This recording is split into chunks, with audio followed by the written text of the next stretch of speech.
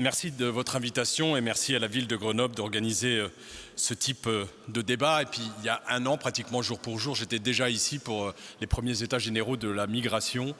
Et voilà, on revient un peu au même sujet. Un an après, parce que pas beaucoup de choses ont bougé depuis un an, et on m'a demandé de répondre à une question qui est au défi des réfugiés. Alors tout d'abord, je dois vous dire que je n'ai aucune défiance envers les réfugiés, que je considère que ce sont des hommes et des femmes qui ont tout quitté à un moment donné, sont partis de chez eux pour aller chercher refuge, demander refuge. On pourrait les appeler les demandeurs de refuge parce qu'un réfugié, ça correspond à un statut administratif et que le demandeur de refuge, c'est tout un symbole. Je pars du principe que ces hommes et ces femmes sont comme moi, qu'à un moment, si ils partent, ils laissent leur famille, ils laissent leur culture, ils laissent leurs amis, ils laissent leur patrimoine, ils laissent leurs habitudes quelque part, c'est qu'ils n'ont pas le choix. Ils ont de très bonnes raisons de le faire et je n'ai pas à juger, ce n'est pas à moi de juger, pour qui me prendrais-je pour juger de ce qu'ils ont fait. Ces gens qui partent, quelles que soient leurs raisons, qu'elles soient économiques, qu'elles soient politiques, qu'elles soient religieuses ou autres. Il faut que nous prenions tous conscience de cela.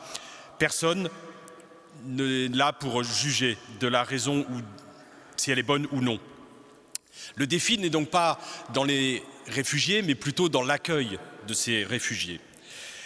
Edwy Plenel le disait, on nous apprend beaucoup de choses à l'école sur la solidarité. On nous apprend aussi ce qui est cette devise républicaine inscrite sur tous les frontons de nos édifices publics, liberté, égalité, fraternité. Alors qu'en est-il aujourd'hui de cette devise de notre République ? La liberté, elle se rétrécit, je trouve, à force de lois liberticides, et Mediapart revient souvent sur ces questions-là. L'égalité, elle fait de plus en plus débat, et même celle du travail sur le débat auquel on vient d'assister le montre aujourd'hui. Et puis la fraternité, qui ne semble être plus qu'un mot aujourd'hui dans notre société.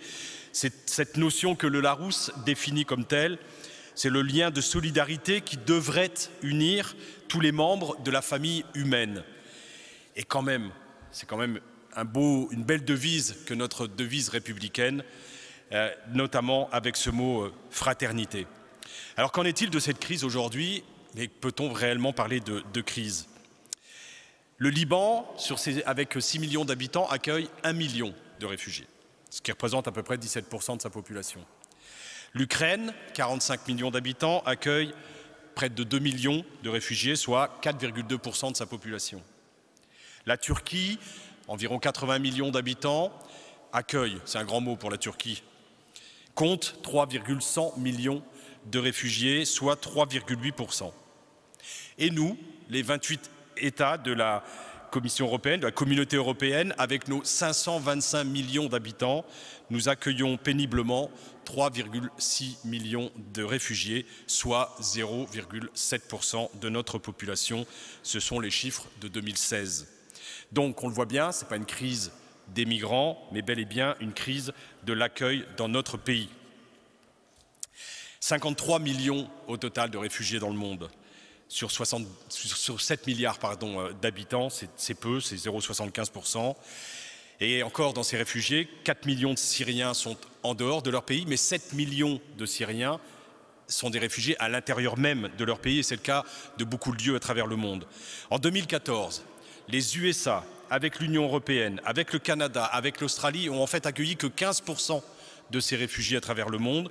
L'Afrique subsaharienne, à qui on demande des efforts aujourd'hui, en accueillait, elle, 25%. Les 28 pays de la communauté européenne dont je parlais tout à l'heure accueillent autant de réfugiés que le Pakistan à lui tout seul. Et le Pakistan n'est pas le même modèle, enfin n'est pas une si grande puissance économique que la nôtre. Il y a 12 millions de personnes dans le monde qui vivent dans des camps. Quand je dis qu'il y a une crise de l'accueil, c'est que 12 millions de personnes vivent dans des camps et qu'en moyenne, ils y vivent 17 ans. Alors notre République ne va pas bien. Elle perd ses valeurs Et souvent, quand les journalistes me posent une question, et c'était encore ce matin, alors que j'étais avec Éric Piolle, le maire de Grenoble, à l'ouverture du repas des 1000 convives, je ne sais plus comment il l'appelle ici à Grenoble, un beau moment de solidarité, la journaliste m'a posé la question, est-ce que vous n'en faites pas plus pour les migrants que pour les populations de votre commune ou françaises? Est-ce que vous ne demandez pas qu'il y en ait plus de faits? Non, je ne demande pas des choses différentes, je demande le même traitement. Et quand j'exige qu'on accueille des réfugiés dignement en France, je l'exige aussi de nos populations. Je trouve anormal aujourd'hui que des dizaines de milliers de Français dorment dehors. Je trouve anormal aujourd'hui, et je le disais ce matin, que cette solidarité nationale ne repose aujourd'hui que sur les épaules des Restos du Cœur, de la Banque Alimentaire, du Secours Populaire, que sur des bénévoles finalement. Est-ce que c'est pas à l'État de jouer, à la collectivité de jouer pleinement ce rôle en prenant en charge toutes ces personnes? On a les moyens de le faire. ATD Quart Monde a fêté ses 40 ans il y a quelques semaines. Il y a eu un certain nombre de débats place de la République à Paris. Et parmi les chiffres qui étaient donnés, c'est le nombre de logements vacants en France. 2 800 000 logements vacants en France. Quelques dizaines de milliers seulement de sans-abri en France. On peut mettre en place des politiques publiques qui feraient que le problème n'existerait plus. Il faut simplement un peu de courage politique, un peu d'audace politique, il faut bouger les lignes, faire en sorte que ça soit plus une rente, l'immobilier, pardon. Mais voilà, c'est vraiment une question de choix politique et de priorité politique dans lequel résoudre ce problème. Il n'y a pas une réponse à l'accueil des réfugiés, il y a des réponses. Et Edwy Plenel en parlait, ce qui se passe à la vallée de la Roya est différent de ce qui se passe à Calais ou chez moi à Grande-Synthe, qui est différent de Nantes où j'étais en début de semaine, parce que les conditions sont différentes. Par la vallée de la Roya, ils arrivent d'Italie, ils arrivent de l'Afrique, et puis ils veulent aller ailleurs, quelque part en Europe.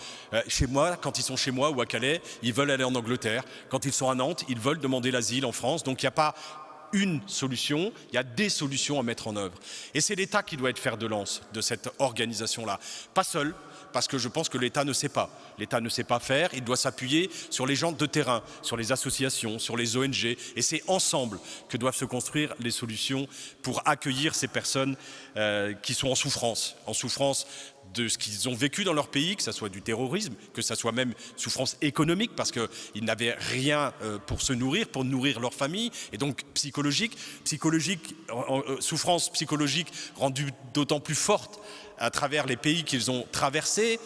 Et ça a été l'occasion d'une engueulade presque, mais avec le ministre de l'Intérieur quand il m'a reçu au mois de septembre, quand il me parlait d'accord avec la Libye, parce que des réfugiés qui étaient passés par la Libye, j'en ai vu, qui étaient hébergés à Grande-Synthe, sur le camp de Grande-Synthe, et il me témoignait de ce qui se passait en Libye. Il me témoignait des formes d'esclavagisme, même si ce n'était pas aussi criant que ce qui vient d'être dénoncé dans la presse il y a quelques jours.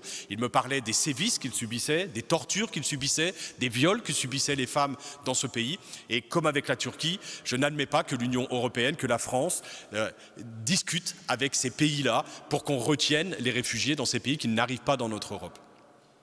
Il faut organiser l'accueil et donc une vraie politique commune qui rassemble du monde, qui rassemble tous les acteurs de notre société. Et il n'y a que comme ça qu'on arrivera à le faire. Et la réponse, elle n'est certainement pas dans le tout sécuritaire. Et c'est ce qu'on essaye de faire aujourd'hui en Europe et en France en particulier. Claire Rodier a écrit un ouvrage. Il est là-bas en vente, je crois, je l'ai vu tout à l'heure à la librairie à l'entrée de la salle, qui aborde ce que finalement coûte la sécurité de nos frontières, qui est complètement inefficace cette sécurité, ça continue à passer, qui est en plus dangereuse parce qu'elle met en péril la vie de tous ces réfugiés qui essayent de passer. Vous l'avez vu, l'Europe n'est pas la première destination des réfugiés à travers le monde, par contre c'est la plus meurtrière en Méditerranée ou sur les frontières des pays européens. Les expulsions en Europe, et je trouve que ces chiffres-là sont vraiment parlants en eux-mêmes. Les expulsions coûtent chaque année à l'Europe 11 milliards d'euros. La coordination européenne sur la surveillance des frontières coûte pratiquement 1 milliard d'euros par an à l'Union européenne. Le financement de 39 programmes de recherche dédiés au maintien des migrants et des réfugiés en dehors de l'Union européenne coûte 230 millions d'euros par an à l'Europe. L'équipement des gardes-frontières européens, 226 millions d'euros. La construction des murs, 77 millions d'euros par an. 75 millions pour l'assistance technique aux dictatures voisines, la Tunisie à l'époque de Ben Ali, l'Égypte, la Libye, l'Algérie, la Mauritanie. 46 millions enfin d'euros dans les centres de détention dans les pays extérieurs à l'Union européenne. On voit bien que cette solution du tout sécuritaire est très dispendieux et ça n'empêche pas les passages, ça les rend plus compliqués, ça favorise finalement les réseaux de passeurs. C'est pas d'organiser l'accueil qui favorise les réseaux de passeurs, c'est les frontières que l'on met entre les pays et aux frontières de l'Union européenne. On le voit, enfin voilà, dans cette analyse des coûts de la sécurité, il y avait aussi de ce que ça rapportait aux passeurs. On estime grosso modo qu'on est à 12 milliards, 13 milliards sur les coûts de la protection. Et aujourd'hui, le coût du passage a augmenté. Tout ça mis bout à bout, il en coûte aujourd'hui 10 milliards aux réfugiés de payer les passeurs pour contourner les 14 milliards de la sécurité aux frontières de l'Europe. On voit bien l'absurdité de ce système. Et chez moi, on dit qu'on a rendu à Calais les frontières complètement étanches par des rangées de barbelés, des rangées de CRS les unes derrière les autres. J'ai appris dernièrement qu'il y avait à peu près 175 personnes qui passaient en Angleterre toutes les semaines, donc on voit bien l'inefficacité de telles politiques. Et pourtant, on n'en est qu'au début. On n'est qu'à quelques dizaines de milliers, quelques centaines de milliers de réfugiés qui essayent de trouver refuge chez nous. Bientôt, avec le changement climatique, ça a été abordé tout à l'heure dans différentes tables rondes, ça sera des dizaines de millions de personnes qui viendront chez nous parce que nous sommes attractifs, parce que l'Europe est attractive.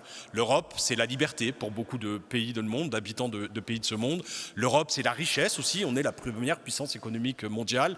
Donc forcément qu'on va des réfugiés à travers le monde qui vont finalement qui vont subir ce qu'on leur fait subir par nos modes de vie, et donc le changement climatique n'est pas de leur fait à eux, mais bien d'une autre derrière. Ils vont quitter leur pays. Oui, ça va être à un moment des migrants économiques, mais peut-on blâmer quelqu'un qui essaye d'aller chercher du travail quelque part ailleurs parce qu'il n'a pas chez lui les moyens de nourrir sa femme, ses enfants, et que voilà, c'est le seul moyen, c'est d'aller chercher du travail ailleurs. Je ne le pense pas, on ne peut pas le blâmer, donc il faut qu'on s'organise dans l'accueil. Alors il y a des évolutions. Il y a des évolutions européennes, comme le pacte d'Amsterdam qui a été adopté il y a un peu plus d'1 an, et qui dit que le modèle des villes durables dans l'avenir, celui en tout cas qui sera financé par l'Union européenne, devra comporter un certain nombre d'items, comme l'énergie, les transports, et l'architecture, les bâtiments basse consommation ou passifs, mais devra aussi accueillir un item dans ces 14 qui étaient là, qui est celui de l'accueil des réfugiés et des migrants dans ces villes-là. Le protocole de Quito, qui a été signé aussi fin d'année 2016 par 172 États, qui ont co-signé le protocole Habitat de l'ONU, qui se réunit, enfin c'est une conférence internationale qui se réunit tous les 20 ans seulement, là aussi, a intégré dans ce protocole-là l'accueil des réfugiés et des migrants dans les villes. Alors aujourd'hui, on se demande pourquoi les États finalement ne décident pas d'organiser cet accueil-là. Et comment le faire? Plutôt que des camps, organisons dans nos villes des logements, mettons à disposition des logements, réquisitionnons, l'État pourrait le faire, des logements vides, des anciennes bâtisses qui ne sont plus utiles pour accueillir dignement ces personnes qui sont des fois de passage parce que leur rêve finalement c'est de retourner chez elles pour la plupart d'entre elles. Quand les conflits seront terminés, elles veulent retrouver leur culture, leur famille, recomposer leur quotidien en fait. Et donc c'est peut-être que de passage, ou seuls qui veulent s'implanter à long terme parce que chez eux c'est plus possible, parce que la mer a envahi leur territoire, parce qu'il n'y a plus de place suffisamment pour abriter tout le monde. Donc l'accueil des réfugiés, le défi de l'accueil des réfugiés est tout à fait relevable par les États développés comme le nôtre, comme la France, comme l'Union européenne. Aujourd'hui, on se rétracte, on se réfugie, il y a des problèmes de politique européenne, ça a été soulevé tout à l'heure. Paul Magnette, c'est ça, qui nous parlait de la problématique de l'Europe. On agite, on se sert de caution sur les migrants en disant ces deux-là deviennent tous les malheurs, mais finalement on voit bien qu'ils sont peu nombreux et que d'autres politiques sont possibles.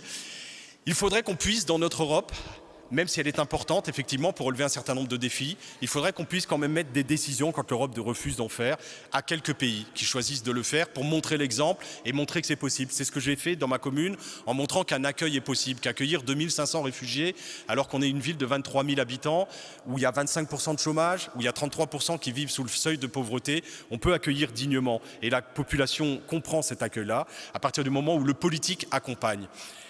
On peut le faire dans certains pays européens. L'Allemagne l'a tenté, On aurait dû l'accompagner, on ne l'a pas fait. On est allé donner des leçons en Allemagne, on s'est permis d'aller donner des leçons en Allemagne sur ce plan-là, enfin le Premier ministre de l'époque en France. Et aujourd'hui, les peuples, encore une fois, c'est vrai aussi pour la lutte contre le changement climatique, je pense que les peuples européens, le peuple français en tout cas, que je peux rencontrer dans des interventions comme celle-ci un peu partout en France, sont beaucoup plus à même, sont beaucoup plus favorables à l'accueil que leurs gouvernants. Il y a plein de mouvements de solidarité qui se mettent en place en France. Il y a des 500 centres d'accueil d'orientation qui ont été inaugurés depuis 2 ans en France. Et même quand il y avait des manifestations avant l'ouverture de ces centres, à partir du moment où la rencontre humaine s'est effectuée à un moment donné, quand le centre a ouvert et que les populations ont pu rencontrer ces populations de réfugiés, tout ça a complètement disparu, tous les fantasmes, toutes les peurs ont disparu. Et c'est vrai pour l'accueil des réfugiés, comme c'est vrai pour l'accueil d'autres personnes. Souvenez-vous des débats qu'il y avait eu à Paris quand Anne Hidalgo a décidé de faire un centre pour SDF dans le 16e arrondissement. Souvenez-vous de ces images qu'on a vues à la télévision où les élus se faisaient vraiment insulter en réunion publique par les habitants du 16e. Aujourd'hui, c'est les habitants du 16e qui vont porter des vêtements en solidarité avec les SDF qui sont dans ce lieu d'accueil dans leur quartier. Voilà simplement ce que je peux dire en témoignant de ce que je peux voir en France et de ce qu'un certain nombre d'élus commencent à mettre en place. On a commencé avec Anne Hidalgo après, mais il y en a partout. Il y en a aujourd'hui à Strasbourg, il y en a à Toulouse. Ça regarde du côté de Nantes. Il y a plein de petits villages en France qui organisent des choses. Il y a des villes dont on ne parle pas et qui accueillent 300 familles de réfugiés dans de l'habitat diffus. Et à partir du moment où c'est fait normalement, qu'on n'en parle pas plus que ça parce qu'on ne voit personne dehors, ben ce n'est plus un sujet, c'est plus un problème. Donc les médias viennent plus mettre l'accent sur les problèmes plutôt que d'aller encourager les solutions derrière. Voilà le témoignage que je voulais vous apporter ce matin. J'ai beaucoup aimé l'intervention de Mireille Delmas-Marty tout à l'heure, qui sont triptyques, tous différents, tous interdépendants, tous solidaires. Je pense que c'est un beau résumé de ce qu'on doit faire aussi autour des problèmes de migration, préserver nos différences, refuser aussi l'uniformité et prendre ça comme une interdépendance, tous derrière, et vraiment rester tous solidaires. Je pense que c'est ce que nous montrent de nombreux Français, de nouveaux Européens. Il n'y a plus qu'aux gouvernants de décider de faire. Et puis voilà, c'est tout ce que je voulais vous dire cet après-midi. Merci à vous.